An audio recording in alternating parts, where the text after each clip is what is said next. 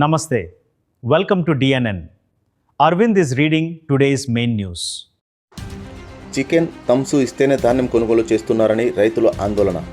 జగిత్యాల జిల్లా ఇబ్రహీంపట్నం మార్కెట్ యార్డులోని మొక్కజొన్న కొనుగోలు కేంద్రం వద్ద రైతులు శుక్రవారం ఆందోళన చేపట్టారు.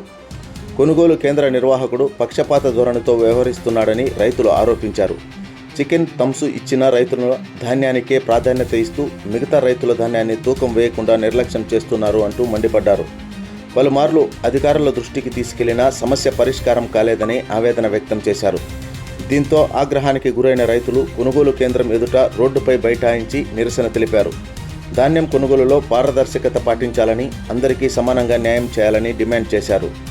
సమాచారం అందుకున్న అధికారులు సంఘటన స్థలానికి చేరుకుని రైతులతో చర్చించారు. సంఘటనపై సమగ్ర విచారణ చేపడతామని ఎంఆర్ఓ ఇచ్చిన హామీతో రైతులు తమ ధర్నా విరమించారు.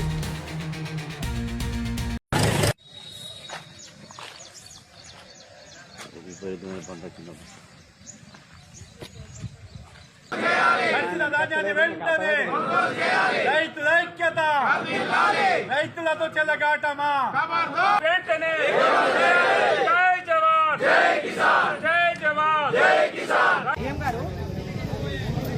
ఏం లేదు. వీళ్ళకి కావాల్సింది ఫస్ట్ ఈ రాజేందర్ అనే వ్యక్తి రైతులందరినీ మోసం చేసుకుంటా పైసలు ఇచ్చిన కొంటారు, పైసలు నాకు కావాల్సింది వీళ్ళకి మాట మీరు అసలు ఏమంటే నాకు మధ్యాహ్నం 2 గంటల వరకు మీ మార్కెట్ నుంచి ఒక 2 వ్యక్తులు ఆఫీస్లో వచ్చి మార్కెట్ ఆఫీస్ వచ్చి నాకు ఫోన్ చేస్తే వాళ్ళకు ఆ లెక్కలన్నీ చెప్పి రాజేందర్ ఇక్కడ తీసేస్తాం. మీరు 2 గంటల వరకు నాకు 2 మనుషులు ఇక్కడికి రావాలి.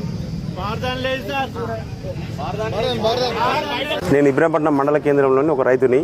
మేము మక్కలు వచ్చి దగ్గర 25 రోజులు అవుతుంది. అయితే మేము డబ్బులు ఇస్తే మరి పోతుండే. ఇప్పటికి చికెన్ థమ్స్అప్ పెడితేనేమో వాళ్ళ వెళ్ళిపోతున్నాయి. 2-3 రోజుల కింద వచ్చిన మక్కలు వెళ్ళిపోయినాయి. మా ఏమో అన్ని నిలబడ్డాయి. మరి మేము చికెన్ థమ్స్అప్ పెట్టకపోతుంది, మేము ఇవ్వకపోతుంది. మా మక్కలు ఆనే తెడిచినాయి, ఇప్పుడు ఆనే బుడ్డిపోతున్నాయి. మరి ఎవరు బాధ్యత వహించాలనేది మేము ప్రభుత్వాన్ని కోరుతున్నాం. నిన్న అకాల వర్షాలు చేయబట్టి ఈయన చికెన్ థమ్స్అప్ తినబట్టి మాకు ఇటువంటి ఇబ్బంది అయింది.